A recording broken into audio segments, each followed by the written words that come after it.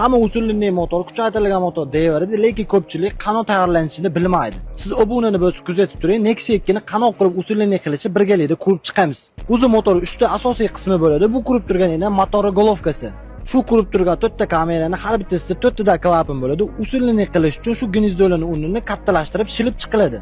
O'shanda 1.8 kattaroq klapan tushadigan bo'ladi. Jami 16 ta klapan kiradigan joyi bo'lsa, 8 ga 1.8 lasettinikini, qolganiga 8 tasi 1.6 donskini qo'yiladi. Bu 4 ta kameralarda havo kiradi. Motor boshqa joylarni kattalashtirilgandan keyin bu 8 ta teshuvlarni kattalashtirishimiz kerak. Ya'ni 4 ta old teshuvda havo kirsa, orqadagi 4 tasidan chiqib ketadi. Bu esa motor blok qismi, shu 4 ta silindr ichini shilib chiqiladi.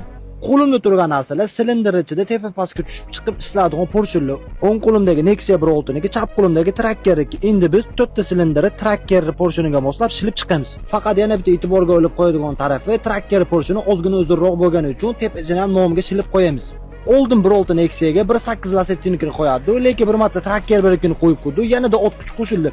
Sizlarga ham shuni tavsiya qilaman. Shu ko'p turgan narsani motori vali hisoblanadi va hech qanaqa pirdelka qilinmaydi. Shunchaki lasetda 1.8 nikini olib qo'yiladi.